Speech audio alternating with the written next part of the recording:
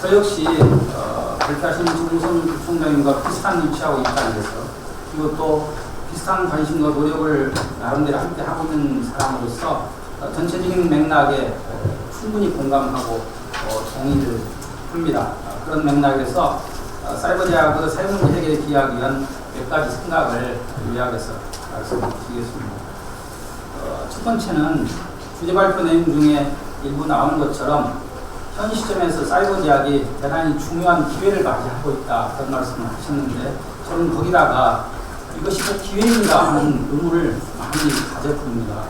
이게 기회이면서 동시에 위기 상황이 아닌가, 사이버 제약의 커다란 위기 상황이 도래하고 있다, 저는 그렇게 자꾸 생각을 합니다. 물론 이거는 사이버 제약 미래에 대해서 꼭 삐지는 것을 말씀드리는 건 아닙니다. 왜냐하면 저희들이 이 온라인에 관련된 세미나나 발표나 이런 모임들을 가보면 온라인 교육이 대세다는 얘기를 분명히 많이 들어요. 그런데 이제 그 온라인 교육이 대세이지 그게 곧 사이버 제약이 대세라는 것과 이퀄은 성립이 안 된다고 생각을 합니다. 그 밑에 제가 여러 가지 그 말씀을 써놓은 것처럼 온라인이 대세가 되고 이게 트렌드가 되고 굉장히 중요해지면 해줄수록 세상의 이목이 집중되면 집중될수록 사이버 대학의 위기도 커진다. 왜냐하면 우리가 그런 기대를 충분히 발휘해줄 수 있는 그러한 역량을 제대로 지금 구비하고 있는가에 대해서는 상당히 저 자신 의미를 많이 가지고 있고, 그 길이 너무 어렵다 하는 생각을 평소에 많이 가지고 있기 때문에 그렇습니다. 몇 가지 말씀을 거기에 써놨었는데요. 사람들의 관심과 주목이 집중되면 집중될수록 사이버 제약이 지금보다 훨씬 더 심각한 역풍과 위기 상황을 맞이하게 될 거 아니냐. 따라서 이와 관련된 사이버 제약 전체 통합된 노력이 시급하게 이루어지지 않는다면 우리가 동반과 경쟁이라는 미묘한 관계에 있는 오프라인 대학이 온라인 교육에 집중한다고 그러면 우리가 먼저 걸어왔다는 15년이라는 갭이 사실 별게 아니라는 생각을 자꾸 해봅니다. 오프라인 대학이, 저도 오프라인 대학에 오래 몸담아 있었습니다만 우리들보다도 훨씬 더 먼저 교육을 시작했고, 단지 교육의 한 수단인 온라인을 우리가 먼저 집중적으로 해봤다는 것 그 자체가 굉장히 대단한 것은 아니다. 별거 아니라는 말씀은 아닙니다. 오프라인 대학이 요즘에 많이 사이버 대학도 그렇지만 많이 어려워졌다고 하는데, 그 눈길을 온라인에다가 돌린다 하면 오프라인 대학이 가지고 있는 역량이 우리가 상상하는 것하고 잘 알고 계시잖아요. 그래서 우리가 이게 다 기회고 이게 우리 시장이다 하는 착각을 가지고 있으면 안 될 거다 하는 생각을 대단히 많이 하고 있습니다. 사이버 대학이 안고 있는 어려움 중에 하나가 학생들이 모두 이질적이라는 겁니다. 연령부터 시작해가지고 기초 학력이 떨어진 학생이 대단히 많아요. 석방사 같은 건 마침 대학 교수님들도 들어옵니다. 이 이질적인 수요를 이상적으로 하면 사이버 제약이니까 가능합니다. 오프라인 대학에서는 불가능하지만 사이버 대학에서는 수준별 학습 장치를 미리 교사 설계해서 해놓을 수 있잖아요. 그래서 가능하지만 그렇게 하려고 그러면 비용이 엄청나게 드는 겁니다. 아까 말씀드린 것처럼 K묵 같은 데에 그 컨텐츠 개발을 하는데 얼마쯤 정부에서 지원이 나가는지 모르겠는데 아마 수천만 원 나갈 거라고 생각을 합니다. 제가 서서히 결론 말씀을 드려야 될 것 같은데요. 쟤는 일관되게 그런 겁니다. 기회는 맞아요. 이런 일이 할 수 있는 역할이 너무 다 큽니다. 너무 좋은 것들이 많아요. 국제화도 마찬가지입니다. 제가 아마 이 사이버 대학 총장이 아니었으면 러시아에서 국립대학 중에 3대 대학이라는 그 큰 대학에 가서 어떤 제안을 할 수도 없었을 거예요. 여러 가지 점에서 아까 말씀드린 기초생활 수급자로 교육할 수 있다든지 여러 가지 우리 정우성 총장님 말씀하신 것들이 정말 다 맞습니다. 그런데 그거를 할 수 있는 것들을 사이버 대학에서 어떻게 준비를 해야 되는가, 이게 이제 대단히 어려운 문제고, 맨 마지막에 제시하시는 그 과제, 이게 하나하나가 우리가 보면은 그냥 얼핏 이런 자리에서는 장밋빛이지만 그 과제 하나하나가 정말 어렵습니다. 이게 우선은 뭐부터 안 되느냐, 사이버 대학이라서 하는 거예요. 그러니까 온라인이 정말 좋다는 건 아는데 왜 하필 그걸 니들이 하느냐, 니들이 충분히 자격이 있느냐, 제대로 된 역할이 있느냐, 이걸 실력으로서 검증이 되는 게 아니고 인식이 안 돼 있어요.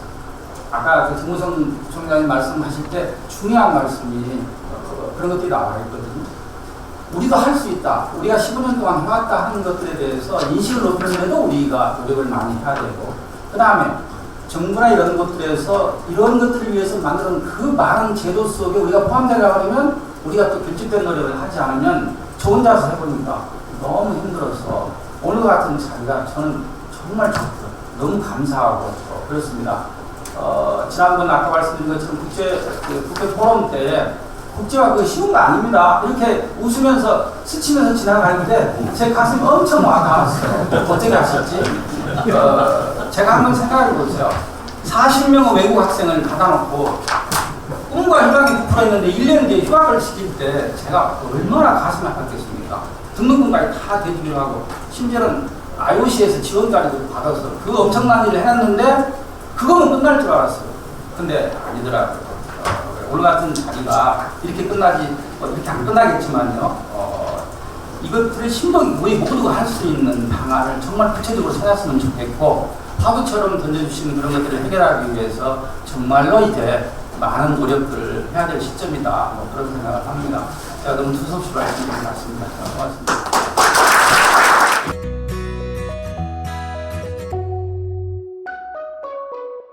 단체 중에 한 부분을 조금 더 심도 있게 한번 말씀을 드리려고 합니다.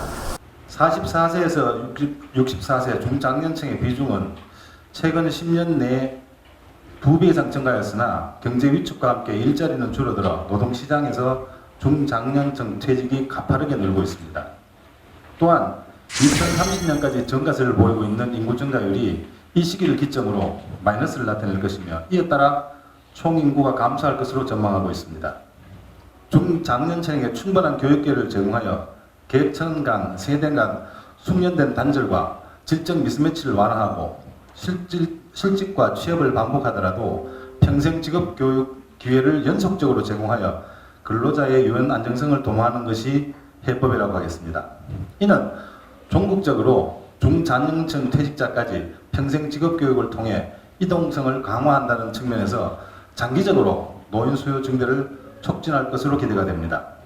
사이버대학은 그동안 평생교육을 위해 핵심 교육기관으로서 퇴직 이후의 삶을 준비하는 많은 학습자들에게 유용한 교육 서비스를 제공해오고 있습니다.